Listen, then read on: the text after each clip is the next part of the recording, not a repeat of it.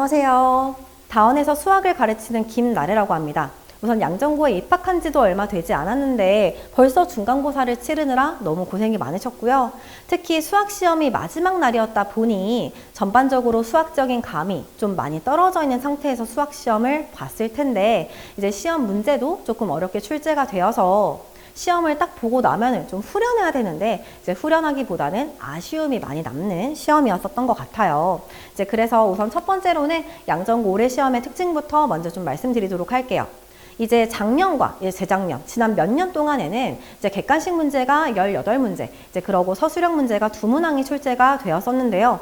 올해부터 조금 기조가 바뀌었죠. 객관식이 17문제, 16문제, 단답형이 3문제, 이제 서술형이 1문제가 나오시게 되면서 이제 예상을 하건대 객관식에 배치가 돼 있었던 최고난도 문제들을 조금 잘 찍어서 맞추는 친구들이 있었기 때문에 그런 문제들이 단답형으로 가지 않을까 싶었지만 예상 외로 단답형 1, 2번이 생각보다 풀만한 문제들이 나왔었고요.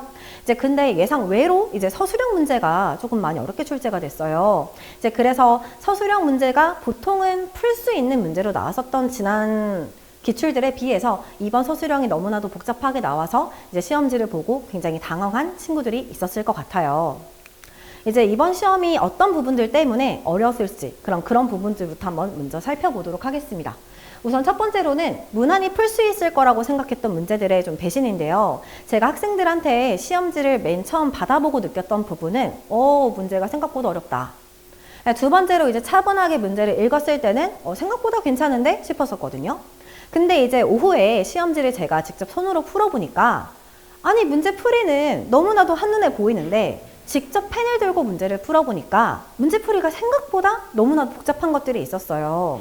이제 예를 들어가지고 저기 있는 첫 번째 문제 같은 경우에는 1차랑 2차니까 1차를 2차에 대입해서 판별식 D는 0만 쓰면 끝나는 문제인 것처럼 느껴지는데 실제로도 그러하고요. 근데 이제 그때의 관계식이 뭐 5A의 제곱은 4B 그럼 이제 B는 4분의 5 A의 제곱. 그럼 구하라고 하는 A 플러스 B에다가 걔를 대입을 하면은 이제 분수식이 나오면서 추계 방정식이 마이너스 5분의 2가 나와서 걔를 대입을 해야 되기 때문에 어쨌든 분수가 나왔다는 것 자체가 이제 아이들에게 조금 스트레스를 높여줄 수 있는 계산이 있었던 것 같고요. 두 번째 있는 문제 같은 경우에는 부교재 문제인데요. 이제 저 문제 같은 경우에도 좌변이 완전제곱식이니까 우변의 판별식은 0을 해서 A를 구하면 되겠네 싶거든요. 근데 이제 실제로 계산을 풀어보면은 이제 보시는 것처럼 4차, 보기차식이 나오는데 뭐 4A의 4제곱, 마이너스 56, 196, 400, 112 굉장히 큰 숫자들이 등장을 해요. 이제 그러면 더하고 빼기도 굉장히 좀 쫄릴 거고 4로 약분을 하는 과정에서 내가 지금 맞게 하고 있는 걸까? 이제 좀 피로도가 굉장히 많이 쌓이게 됩니다. 이제 그래서 계산을 한 번에 하지 못하고 2번, 3번 푼 친구들도 있더라고요. 이제 그런 부분들이 또 마찬가지로 어려워지는 포인트였었던 것 같고요. 이제 객관식 13번 같은 경우에도 2차 방정식인데 무조건 인수분해가 되는 걸 파악하는 게 첫 번째라고 했어. 이제 그래서 첫 번째 식을 인수분해를 하면은 이쁘게 나올 줄 알았지만 하지만 관계식이 이제 x는 마이너스의 k 마이너스 4의 y 그리고 x는 마이너스 y 그 식을 이제 밑에 식에다가 대입을 해야 되고 판별식을 2번이나 써야 되는 건데 그 판별식에서도 또 K에 대한 꽤 복잡한 식이 나와요. 그래서 이제 문제를 풀면서도 차분하게 푼 친구들도 있었겠지만 시간은 계속해서 지나가고 나는 지금 못 푼 문제가 너무나도 많은데 그렇게 마음이 급했던 친구들은 이제 이런 문제에서 계산을 차분하게 하기가 힘들었을 거기 때문에 또 이제 오답을 내게 되는 그런 친구들이 많았을 거라고 생각을 해요. 그러니까 저는 사실 저 13번 문제를 풀면서도 저도 실제로 시간이 조금 부족했었고 문제를 풀면서 이거는 계산으로 나는 하기 싫다. 나는 이제 그래프로 문제 풀어야지 하면서 저는 이제 원점을 지나는 직선으로 재해석해가지고 문제를 좀 풀이를 했었거든요. 이제 그래서 이제 이런 식으로 눈으로 보기에 문제가 어렵지 않다고 느껴지지만 실제로 계산을 했었을 때 어려웠던 문제들이 굉장히 많았습니다. 이제 그러고 두 번째로는 우선 양정고 부교재가 쉽지 않아요. 이제 학생들이 이번 중간고사 공부를 하고 느꼈겠지만 어떤 문제를 3번 풀고 4번 풀어도 어려운 문제들이 있어요. 특히 수학이 어려운 친구들은 양정고 부교재가 모의고사 19, 20, 21번 그리고 29번, 30번 문제들을 다 모아놓은 기출문제집이기 때문에 학생들이 부교재를 한 바퀴 돌리는 것도 굉장히 큰 에너지를 소요를 하고요. 아까 말씀드린 것처럼 변형 문제를 충분히 많이 연습을 해도 여전히 문제를 어렵게 느끼는 친구들이 많아요.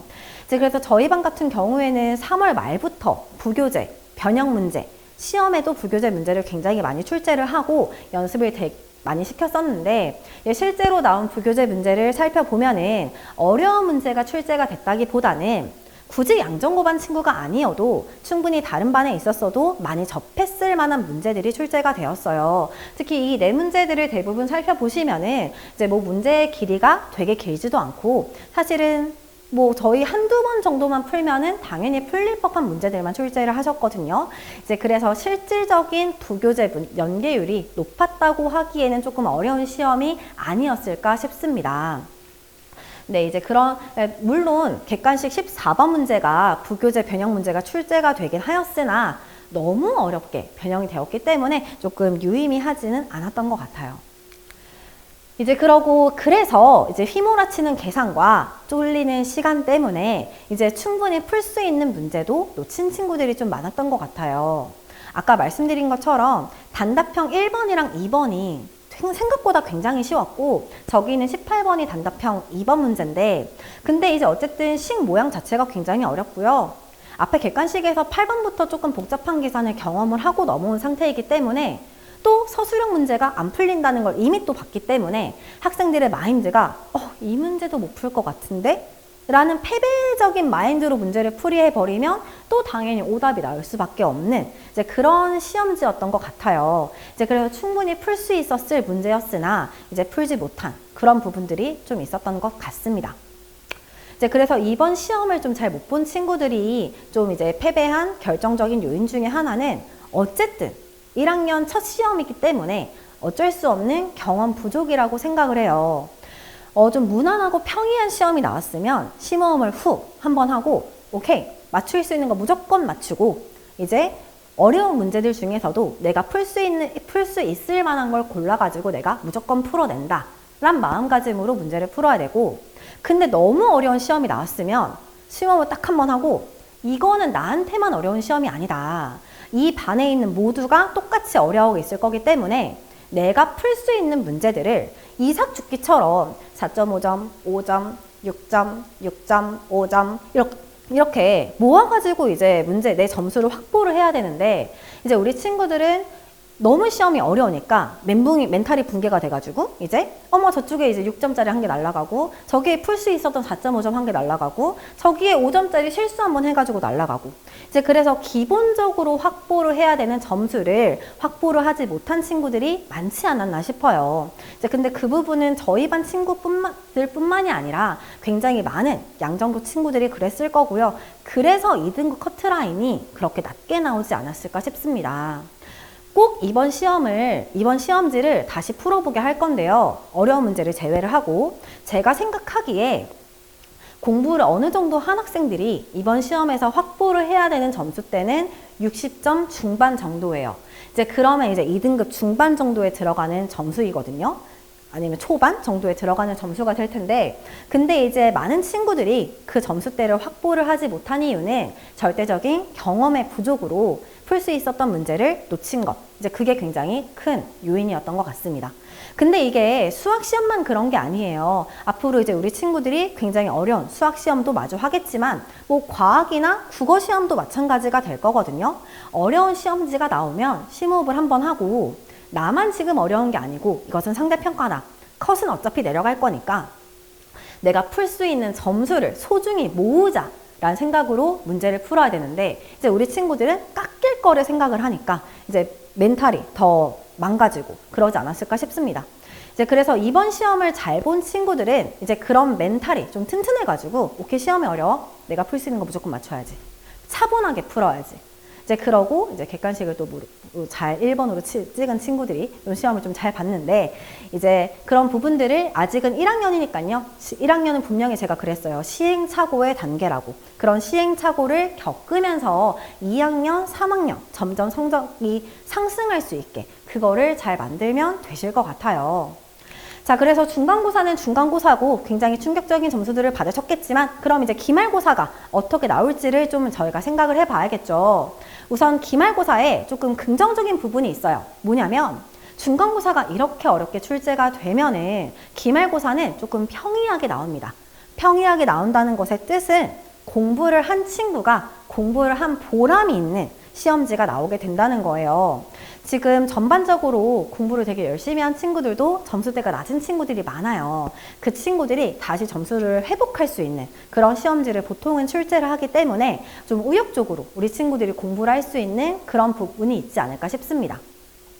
이제 근데 또 기말고사 공부가 쉽지는 않을 거예요. 이제 그 이유가 크게는 두 가지가 있는데, 첫 번째로는 이제 학생들이 굉장히 어려워하는 경우의 수 부분이 출제가 되죠.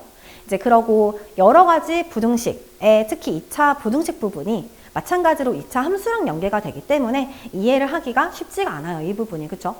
이제 그러고 전반적으로 새로운 교육과정이기 때문에 연습이 상대적으로 적은 이제 행렬 부분이 기말고사 범위에 들어오게 되면서 학생들이 기말고사를 숙련하는데 또 마찬가지로 시간을 많이 소요를 하시게 될 거예요. 그런 부분들이 또 어려워지실 거고, 두 번째로 큰 문제점이 있는데, 이제 양정고 중간고사 대비를 하면서 양정고 선생님들께서 기말고사가 전범위가 출제가 되실 것이다 라는 이야기를 다수 하셨어요.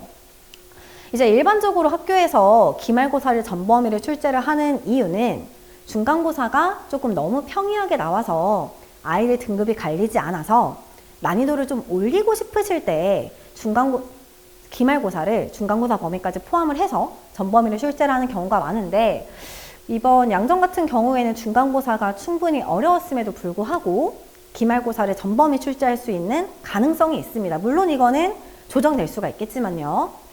이제 그래서 기말고사가 전범위라면 이제 학생들이 특히 수학이 어려운 친구들은 기말고사 범위가 충분히 어려운데 중간고사 범위까지 같이 대비를 해야 되기 때문에 조금 더 어려울 수밖에 없어요. 이제 그런 부분들이 기말고사 대비를 조금 어렵게 하는 포인트가 아닐까 싶어요. 이제 그래서 저희 반 같은 경우에는 우선 필수 클리닉을 2-3시간 정도 잡을 겁니다. 그때 중간고사 범위에 셔플을 간단하게 계속 연습을 시켜서 아이들의 중간고사에 대한 감을 좀 유지를 시킬 거고요. 우선 전범위가 어떻게 출제가 될지 쉽게 예상할 수는 없지만 학교 선생님들이 중간고사를 조금 쉽게 냈다라고 말씀하실 수 있는 부분은 부교재 문제를 많이 연계시키시면은 나 좀 쉽게 냈는데? 라고 주장하실 수가 있어요. 근데 아까 말씀드린 것처럼 중간고사 부교재가 그렇게 쉽지 않거든요. 이제 그래서 최근에까지 중간고사 부교재를 계속 연습했기 때문에 그런 부분에 대한 감을 그대로 이어갈 수 있게 중간고사 범위에 대한 복습을 필수 클리닉 시간에 위주로 많이 시킬 예정입니다. 이제 그러고 저희가 내일 5월 4일 일요일부터 개강을 하는데요. 이제 그때 첫 수업 날부터 경우의 수를 진행을 할 거예요. 사실 여러 가지 부등식 같은 경우에는 고난도 문제가 어려운 건데 경우의 수 같은 경우에는 그냥 쉬운 문제도 어려워하는 친구들이 굉장히 많아요. 이제 그래서 저는 어떻게 수업을 진행을 할 거냐면 우선 경우의 수를 조금 빠르게 한 바퀴를 돌릴 거예요. 이제 그래서 문제집으로 치면은 뭐 라이트센 또는 뭐 RPM, 센 정도의 난이도 문제들을 우선 아이들한테 굉장히 5월달 한 셋째 주까지 연습을 많이 시킬 겁니다. 과제량도 많이 줄 거고요. 이제 그런 다음에 이제 5월 말쯤에서부터 조금씩 심화적인 부분들을 조금씩 쌓을 예정이에요. 경우의 수를 이제 한 번에 어려운 부분을 확 가르치기보다는 기초부터 탄탄히 할 수 있게 그렇게 수업을 진행할 예정이고요. 행렬도 마찬가지입니다. 아마 저희 반의 친구들 중에서 행렬의 선행 횟수가 부족하거나 아직 행렬의 단순 계산 그리고 개념 같은 게 부족한 친구들이 많을 거예요. 이제 그래서 마찬가지로 행렬도 간단한 문제부터 차근차근 쌓으면서 진행을 할 겁니다. 이제 그러고 이제 우리 친구들이 꼭 해야 되는 부분이 있어요. 중간고사가 끝났으면은 저랑 이제 시험지를 다시 풀게 할 거고요. 개별 상담을 통해 가지고 이제 시험지에 대한 이야기를 할 건데 본인 시험지에 대한 이야기를 꼭 이거를 하고 넘어가야 돼요. 중간고사는 시행착오의 단계이기 때문에 내가 이번 중간고사를 대비하면서 이런 부분은 잘했던 것 같아. 근데 저런 부분들은 아쉬웠던 것 같아. 하는 부분들이 분명히 있을 거예요. 뭐 예를 들어 가지고 난 이번에 복습을 조금 철저하게 해서 예를 들어서 수업 시간에 좀 어려운 부교재 문제가 있었는데 그 문제를 복습을 해서 이거는 좀 가볍게 이해를 했다. 그런 부분들이 분명히 있을 거고요. 혹은 3월 달에 공부를 많이 했어야 됐었는데 3월 달에 이것저것 하느라 정신이 없어서 수학 공부를 많이 해놓지 못했고, 그래서 4월 암기 과목이 시작되면서 수학도 잘 안 되고 암기 과목도 안 되는 친구들도 분명히 있었을 거예요.